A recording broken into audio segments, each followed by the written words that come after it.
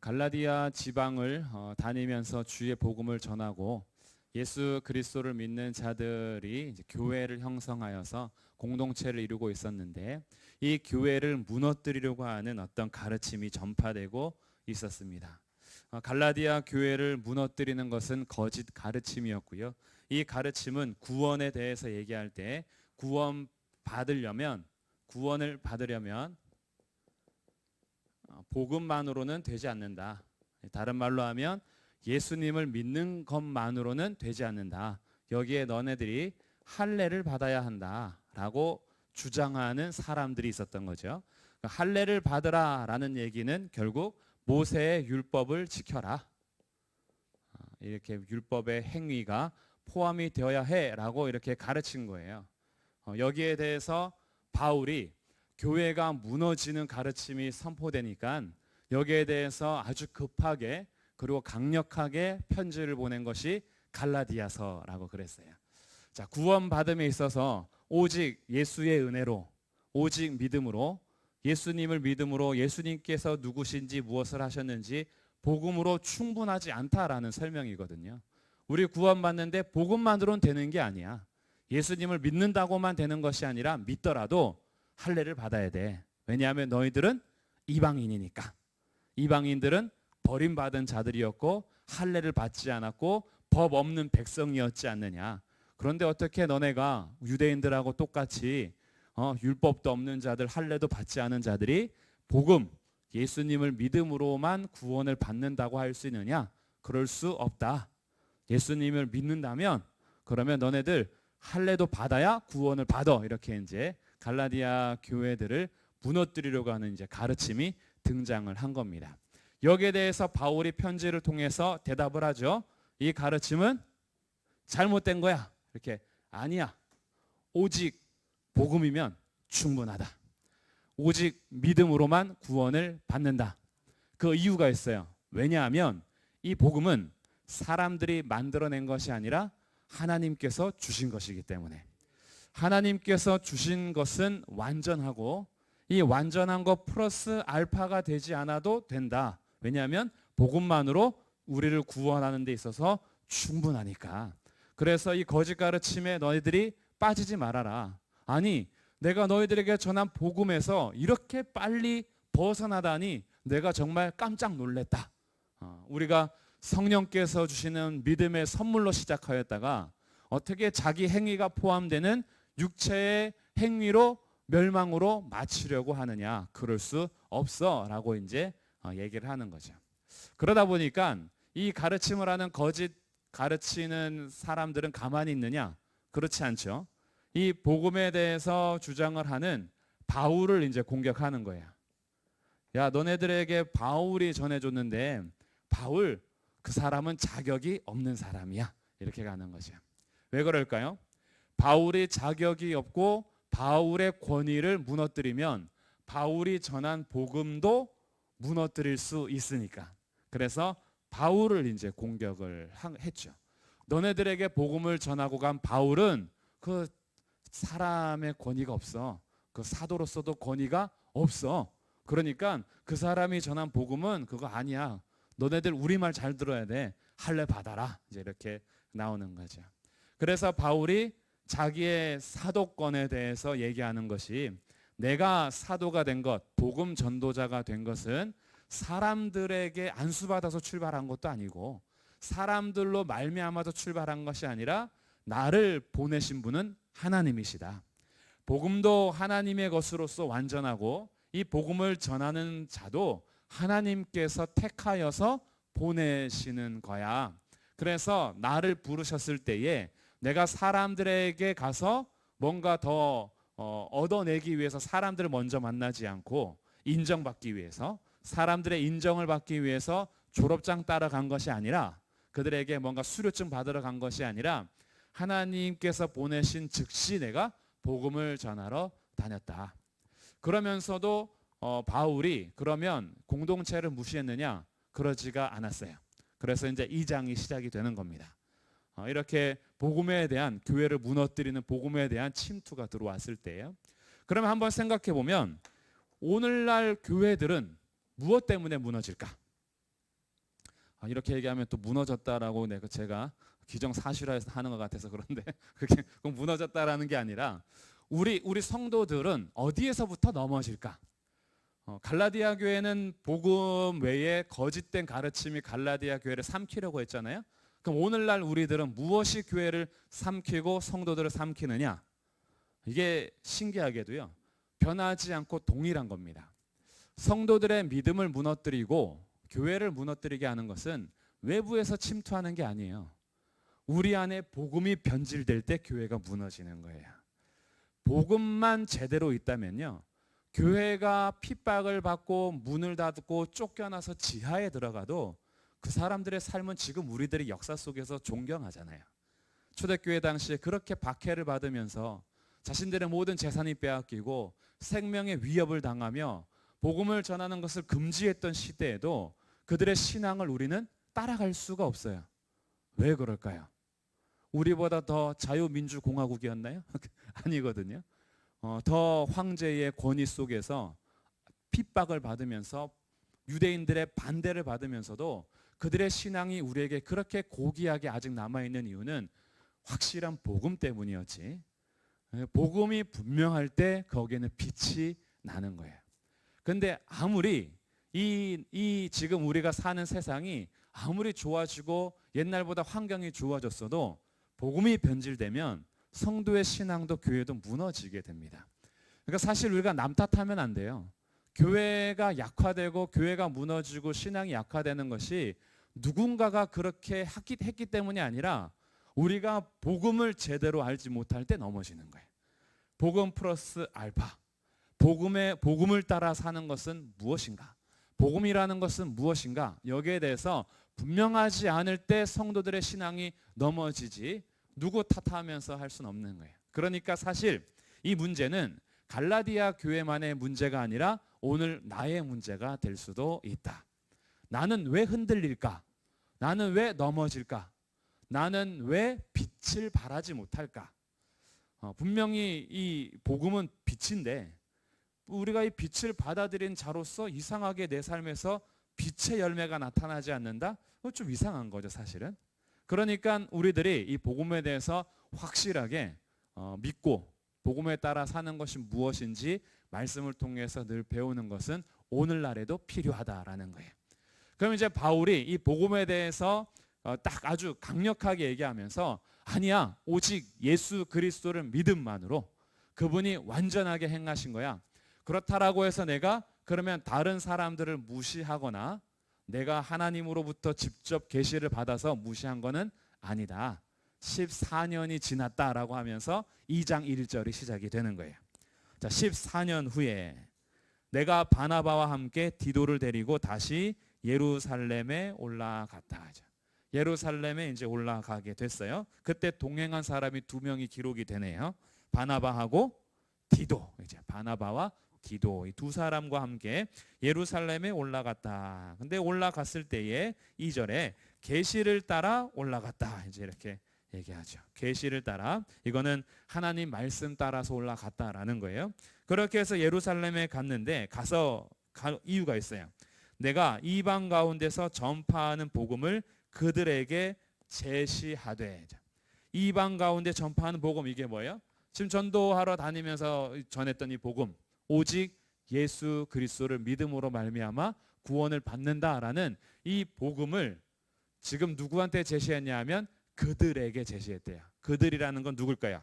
2장 2절에서 그들에게 제시하되. 이 그들은 예루살렘에 있는 믿음의 성도들 중에서도 사도들 얘기하는 거예요. 이 사도들이 나중에 이름이 나옵니다. 9절에 보면 또 기둥같이 여기는 야고보, 게바, 요한이죠. 정말 사도 중에서도 아주 첫 번째 그룹에 속해 있는 그런 이제 주님의 사도들이에요. 제자들이에요. 베드로, 야고보, 요한 이런 사람들에게 내가 복음을 제시했어. 제시한 이유는 그들에게 허락을 받기 위해서가 아니라 그 이유가 이제 나오는 거죠. 2장 2절에 유력한 자들에게 사사로이 한 것은 내가 다름질하는 것이나 다름질한 것이 헛되지 않게 하려 함이라. 지금 복음을 열심히 전하고 다니고 있는데 이 복음이 유대인들에게 전해지는 복음과 다른 복음이 아니라는 것을 사도들에게도 얘기하면서 같은 복음이다라는 것을 개인적으로 이제 같이 교제하기 위해서 예루살렘으로 올라간 겁니다. 이게 참 중요한 거예요.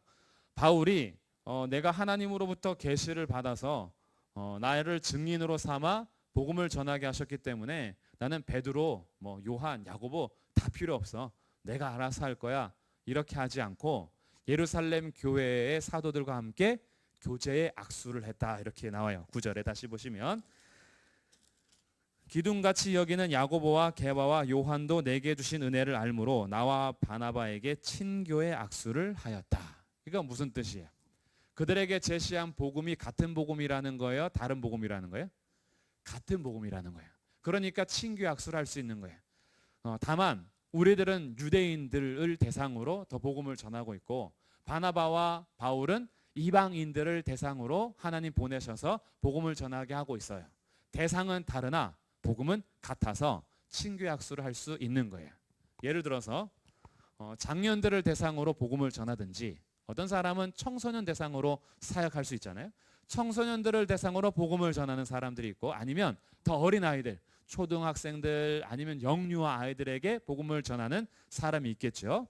한국인에게 복음을 전하는 사람이 있는가 하면 한국에서도 다문화 가정을 대상으로 복음을 전하는 사람이 있고 탈북해서 건너온 새터민들을 향해서 복음을 전하는 사람이 있을 것이고 장애인들에게 복음을 전하는 사람도 있을 것이고 대상은 다양하다. 그렇죠?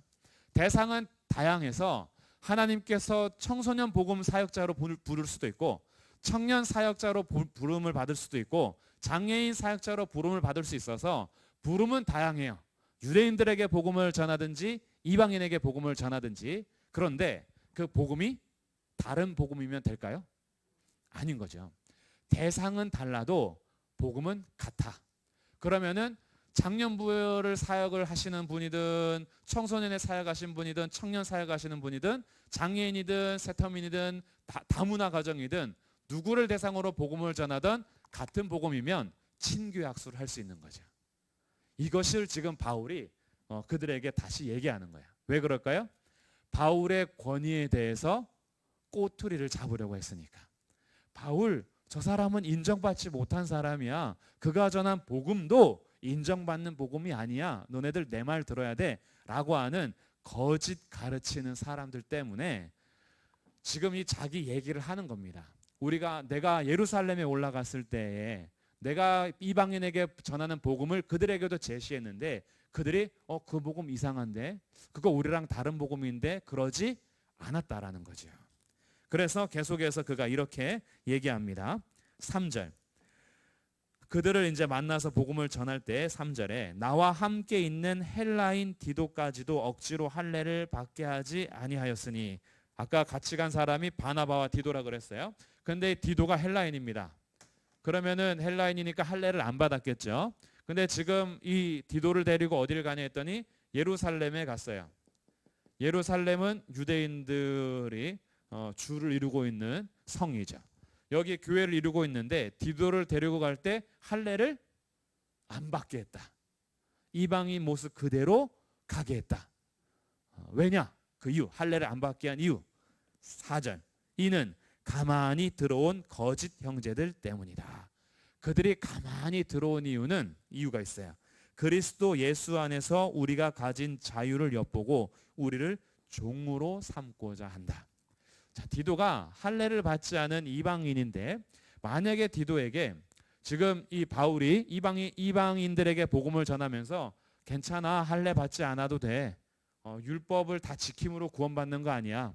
우리가 할 수 없는 그것을 하나님께서 하셔서 우리가 다 담당할 수 없는 것을 예수님이 대신 지시고 나를 위해서 십자가에서 죽으시고 부활하신 그 복음, 그 예수님께서 다 하셨기 때문에 그 복음이신 예수님을 믿기만 하면 우리는 죄 사함을 받고 의롭게 함을 얻는 구원에 이른다.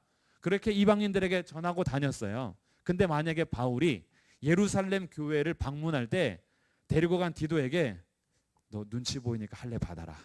이렇게 하고 갔으면 이방인들에게 열심히 복음을 전했던 것이 어떻게 돼요?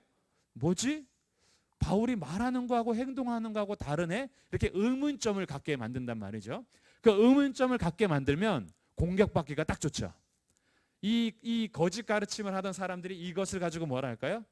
거봐, 바울도 너네들한테 말할 때는 할례 안 받아도 된다 말해놓고 예루살렘 교회 갈 때는 어떻게 했어? 디도에게 할례 시켰잖아. 그러니까 바울도 뭔가 찝찝한 거야. 그러니까 괜히 찝찝하게 있지 말고 할례 받아. 이렇게 할 수 있는 여지가 충분하죠. 그래서 일부러 디도에게 할례를 받지 않게 했다라는 거예요. 그러면 할례를 받지 않고 예루살렘에 갔을 때 베드로나 야고보나 요한이 할례 받지 않은 이방인하고 악수 안 해. 이렇게 한 것이 아니라 형제로 같이 받아들인 거예요. 이유는 딱 하나예요.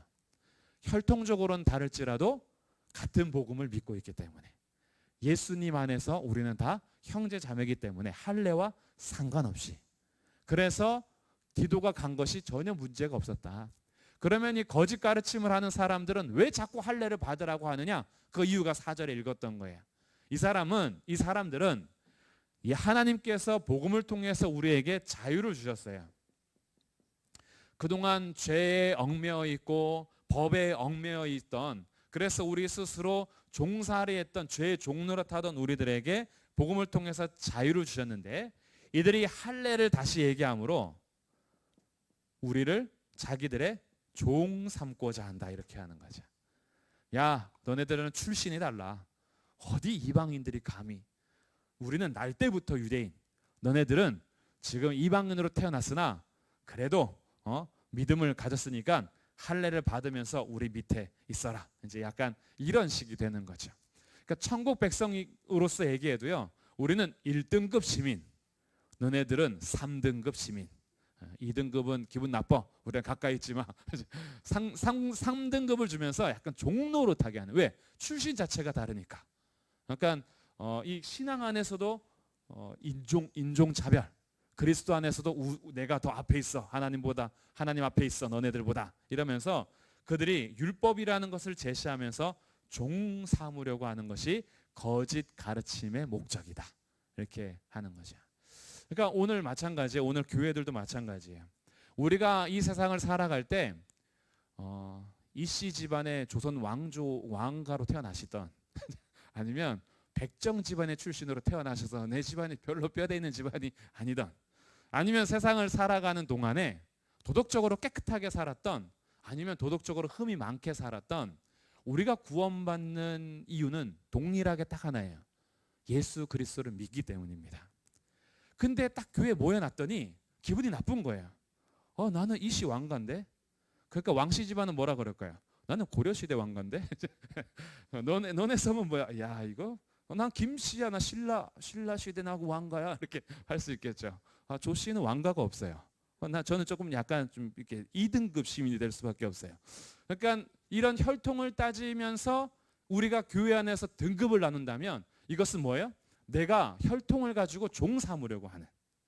또 하나, 나는 그래도 깨끗하게 살았어. 도덕적으로 윤리적으로 살았어. 너는 더럽게 살았잖아. 넌 도덕적이지 않았잖아. 라고 도덕적인 기준으로 우리가 시민 등급을 나눈다면 이것 또한 복음 외에 다른 것을 씌우면서 종 삼으려고 하는. 그러니까 너 평소에 봉사 많이 해. 너 깨끗하지 않았었잖아. 나는 도덕적으로 깨끗하게 살았었어. 또 다른 거, 난 공부 많이 한 사람과 공부 많이 못한 사람, 학벌 가지고 따진다거나 지역 가지고 따진다거나 돈 가지고 따진다거나, 난 돈이 많은 사람이고 넌 돈이 없는 사람이니까 똑같이 믿는다고 기분 나빠. 나는 헌금을 많이 하는 사람이고 넌 헌금 못하는 사람이잖아. 이런 걸 가지고 뭐예요? 다른 조건 가지고 종 삼으려고 한단 말이죠. 이것을 바울이 참을 수가 없는 거예요.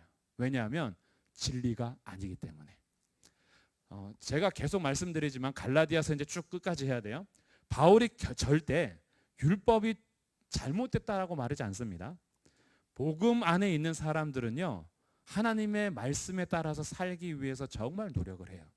그래서 옛날에 살던 방식대로 더럽고 추하게 살지 않고 하나님 기뻐하시는 뜻을 따라서 도덕적이고 윤리적으로 살 겁니다. 이거는 믿지 않는 사람들보다 사실은 더 정신 차리고 살아야 될 우리의 삶이에요. 이것은 우리의 삶에 대해서 얘기하는 거고, 다만 구원받는 진리에 있어서는 우리의 삶이 더해지는 것은 아니다. 이것은 분명하게 이제 하고 가는 거죠. 그래서 디도를 억지로 할례밖에 하지 않았다. 디도에게 할례를 하는 순간 그들에게 빌미를 제공하게 되고, 거봐 바울이 말은 그렇게 해도 자기도 디도 할례 시키잖아, 이렇게 될 수 있기 때문에 디도에게 할례 시키지 않았음을 얘기하면서 5절, 그들에게 우리가 한시도 복종하지 않았다. 이 그들이라는 것은 거짓 가르치는 사람들, 거짓 교훈하는 그 사람들에게 우리는 한시도 복종하지 않았다. 하나도 복종하지 않았다는 거야. 사소한 것 하나라도 그들의 말에 복종했다가는 그들이 빌미를 탁 잡아서 거봐 바울도 그러잖아, 이렇게 할 수 있는 여지가 충분해서 그렇게 했어요. 그래서 결국 바울의 목적은요, 5절 끝에 이는 복음의 진리가 항상 너희 가운데 있게 하려 함이라. 거짓 형제들, 이 거짓 가르치는 사람들의 목적은 그들을 종삼는 것이 목적이었고요. 종삼는 것. 바울이 이렇게까지 열심히 다른 박질하는 이유는 그들 안에 복음의 진리가 항상 있게 하려고, 복음이 항상 그들 가운데 있게 하려고 이렇게 열심히 달려가고 있다는 거예요. 이렇게 하면서 이제 베드로를 만난 이야기를 합니다. 베드로를 만날 때 뭐라고 얘기하느냐, 6절, 유력하다는 이들 중에 본래 어떤 이들이든지 내게 상관이 없으며 하나님은 사람을 외모로 취하지 아니하시나니 저 유력한 이들은 내게 의무를 더하여 준 것도 없고 도리어 그들은 내가 무할례자에게 복음 전함을 맡은 것이 베드로가 할례자에게 맡은 것 같은 것을 보았고, 저게 무슨 뜻이냐면 베드로하고 야고보하고 요한 만난 이야기를 할 거예요. 근데 이것이 이런 뜻은 아니라는 겁니다. 그들이 유명하니까 유명한 사람이 인정해주면 나도 괜찮은 거야, 이런 뜻은 아니라는 거예요. 그러니까 제가 이제 복음을 전하러 다닐 때 이런 거죠. 제가 복음 전하는 거를 저기 돌아가신 옥하는 목사님 인정하셨고요. 저 돌아가셨던 하영조 목사님도 인정하셨고요. 저 다 이렇게 괜찮아요. 그냥 저 인정받았던 사람이에요. 이렇게 하면서 뭔가 유명한 사람들을 빗대어서 내가 인정받기 위해서 말하는 것은 아니다. 왜냐하면 그들의 힘 있고 유력한 거 이건 사실 별로 관심이 없어. 왜냐하면 하나님은 사람을 외모로 취하시지 않으시니까. 그래서 내가 지금 베드로, 야고보, 요한 만난 이야기를 하는 것은 그들의 유명세에 힘입어서 내가 내 권위를 지키고자 하는 것이 아니라 그들도 인정한 것이 있는데, 베드로가 할례자에게 복음을 전하라고 하나님께서 보내신 것처럼 바울은 이방인 무할례자에게 복음을 전하라고 부르신 것을 그들이 인정했다라는 거죠. 그러니까 사역의 대상은 달라도 부르시고 보내시는 이는 동일한데 하나님께서 바울도 보내시고 베드로도 보내시고 야고보도 보내시고 요한도 보내시는 거예요. 부르시는 이와 보내시는 이가 동일하다라는 거예요. 근데 사역자들은 다른 거죠. 그러니까 우리가 사실은요, 살아가면서 이 서로가 비교할 때가 많아요. 서로 비교할 때가 많은데, 사역할 때도요, 사역자들끼리도 서로 비교할 때가 많아요. 청소년 사역을 잘하시는 분을 보면 저도 청소년 사역을 되게 잘하고 싶어요. 그리고 제가 못하는 것을 느끼면 자존심이 상해요. 저 사람 왜 이렇게 잘하지? 청년 사역을 잘하는 분을 보면 어떻게 해요? 나도 저렇게 청년 사역을 잘하고 싶은데, 이럴 수 있어요. 뭐 선교를 잘하는 분이 있고, 요즘에는 문화 사역자들 이렇게 문화를 가지고 또 음악이나 예술, 뮤지컬 이런 걸 만들어내면서 문화 쪽으로 또 이렇게 하는 분들 있어요. 다양하죠, 다. 그러면 한 사람이 그 모든 분야를 다 할 수 있을까요? 못하죠. 하나님께서 각 분야의 각 사역자들을 세우시는 거예요.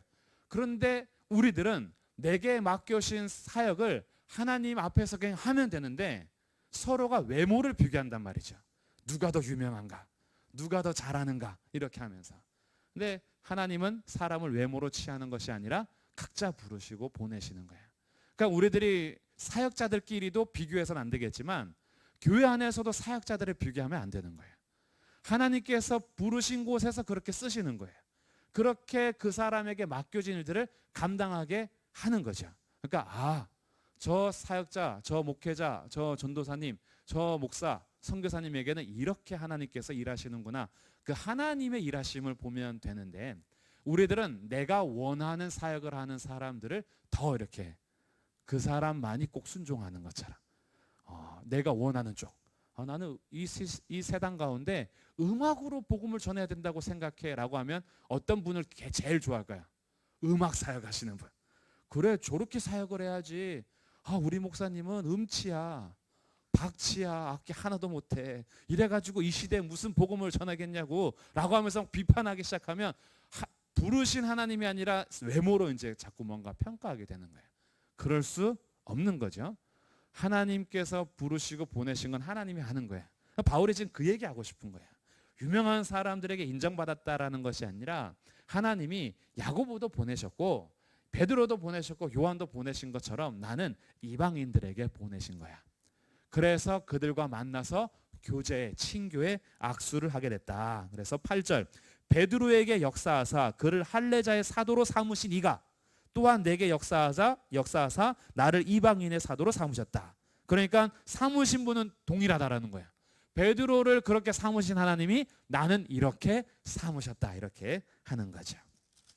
그래서 이 얘기를 하면서 이렇게 마칩니다. 오늘 10절. 다만 우리에게 가난한 자들을 기억하도록 부탁하였으니 이것은 나도 본래부터 힘써 행하여 왔노라.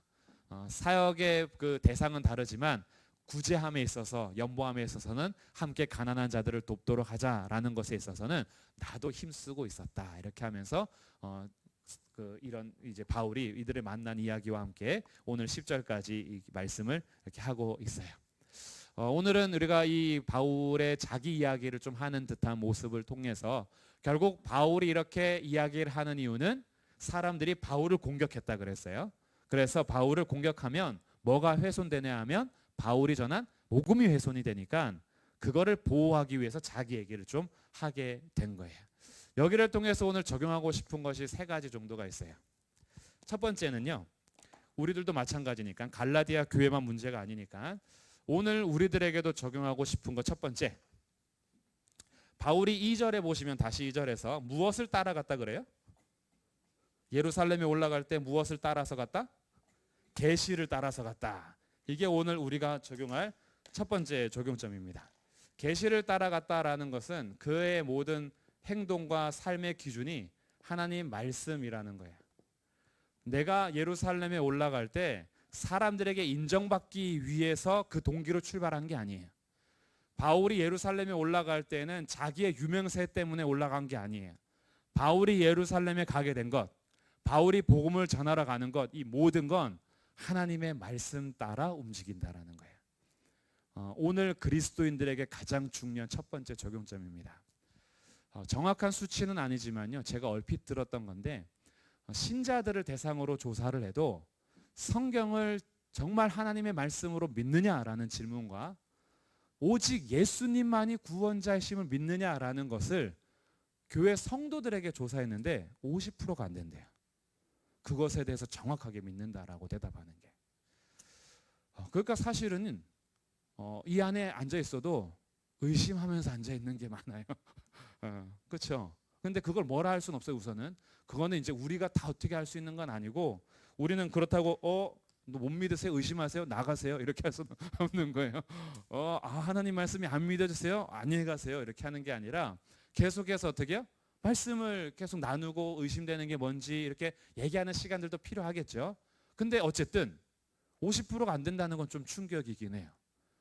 오직 예수님만이 구원자라는 것도 사실은 긴가민가 하는 분들도 많고 하나님 말씀에 대해서도 뭐 하나님 말씀을 굳이 뭐 내가 이렇게 믿어야 되는가라고 마음속에서 아직 완전하게 동의가 안 되는 상태에서 계실 수 있단 말이죠. 그래서 이게 중요한 적용이 돼요. 사실 하나님의 말씀이 믿어지는 건 정말 큰 은혜입니다. 이거는 내가 막 자랑할 수 있는 건 아니에요. 우리가 안 믿어지세요? 큰일 나셨네요. 나는 공부를 열심히 해서 그런가? 난 다 믿을 수 있는데 이렇게 우리가 뭔가 내가 자랑해서 할 수 있는 부분은 아니에요. 이거는 선물로 받은 거니까 믿어지는 게 진짜 은혜인 거죠. 어떤 사람들은 성경을 10번 읽어도 안 믿어지는데 나는 한 번도 안 읽었는데 믿어질 때가 있어요. 이걸 무엇으로 이게 평가할 수 있냔 말이죠. 근데 이 하나님 말씀이 우리 삶의 진짜 생명이고 내 길의 빛이고 내 발의 등이다 라고 믿고 하나님 말씀 따라 움직이는 삶은 복 있는 사람인 거예요. 그래서 시편 1편에서 말하잖아요. 복 있는 사람은 악인의 꾀를 따르지 않고 죄인의 길에 서지 않고 오만한 자들의 자리에 앉지 않고 오직 여호와의 율법을 즐거워하여 그 율법을 주야로 묵상하는도다. 복 있는 사람은 하나님의 말씀을 따라 살려고 하는 사람은 이미 복 있는 사람이에요. 그래서 저는 우리 성도들이요, 하나님 말씀대로 100% 산다라는 걸 다 말할 수는 없겠죠. 저한테도 그래서 목사님은 100% 지키십니까 하면 깨갱 이렇게 어디 숨어야 돼요. 아이고 그렇게 말씀하시면 제가 설교할 자격이 없죠. 이렇게 나와야 돼요. 근데 우리들의 마음 자체가요, 하나님 말씀대로 안 살 거야 이게 아니라 하나님 말씀대로 살고 싶은데 넘어지는 거예요.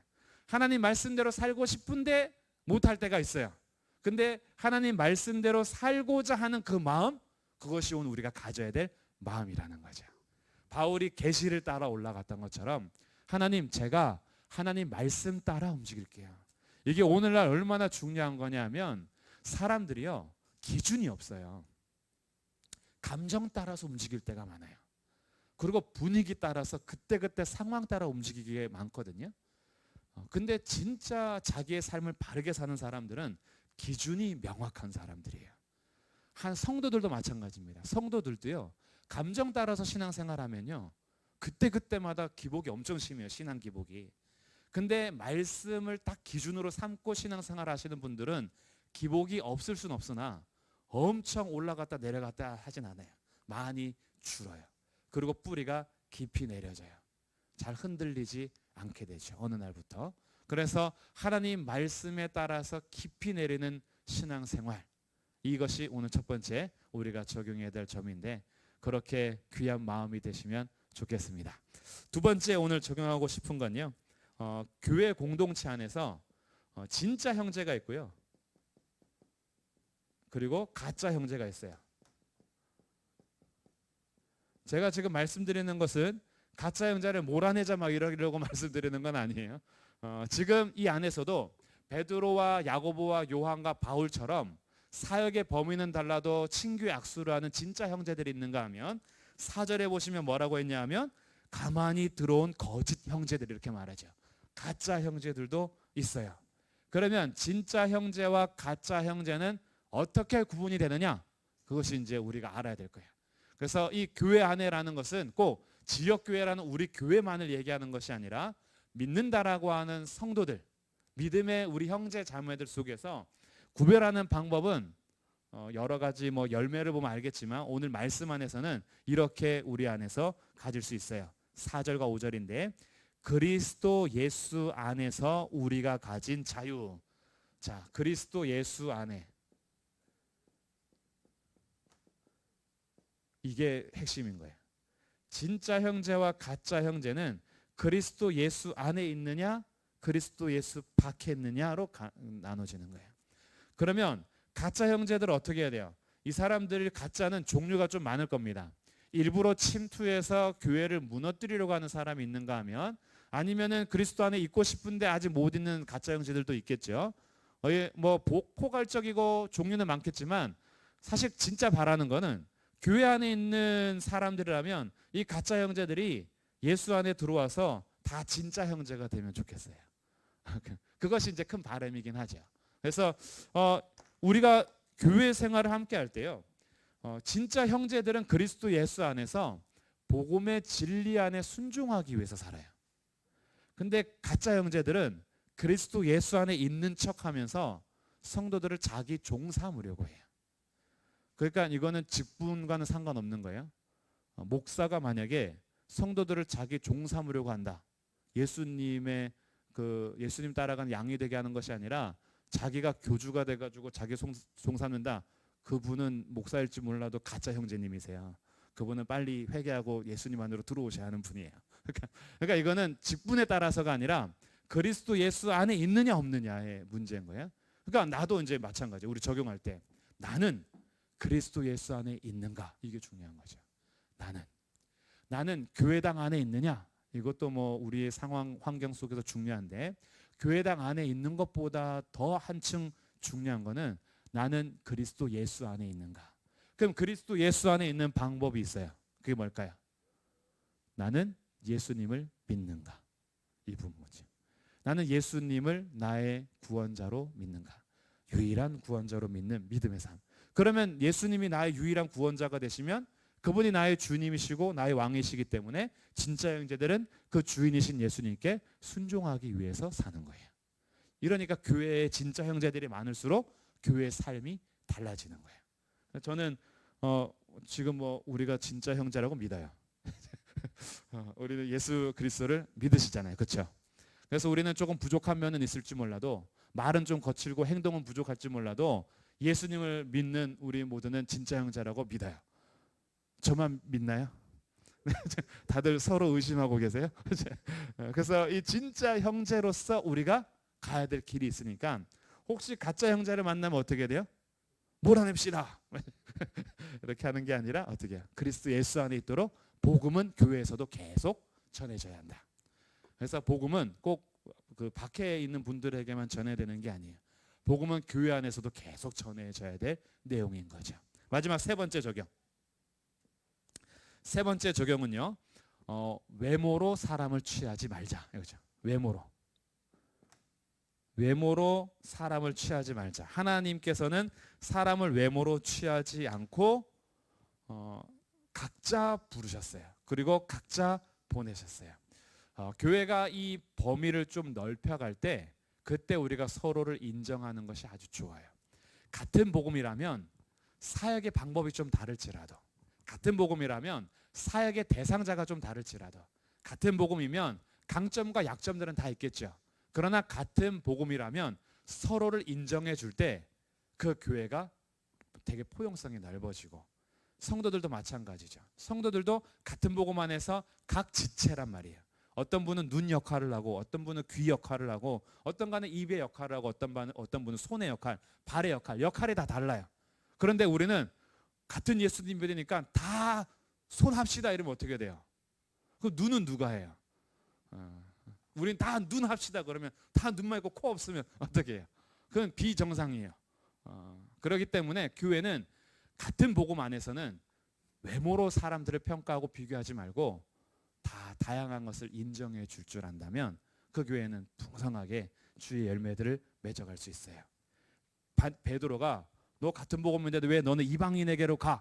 너도 유대인에게로 가? 이렇게 했다면 하나님 보내신 일을 맡게 되는 거겠죠. 그러니까 사역의 범위와 대상은 다를 수 있어도 같은 범위 안에서 우리가 서로를 받아줄 때, 그때 교회의 복음이 더욱더 풍성하고 교회가 더 아름답게 세워질 수 있음을 믿고, 우리 서로 너무 비교하지 말고요. 그러면서 거기에 대해서 우월감이나 열등감 갖지 말고, 누구 볼 때도 비교하면서 판단하지 말고, 내게 주신 것들을 복음 안에서 서로를 인정하면서 그렇게 세워가는 우리 교회가 되면 좋겠습니다. 그 복음 안에서 잘 세워지기를 주님의 이름으로 축복합니다. 아멘. 기도하겠습니다.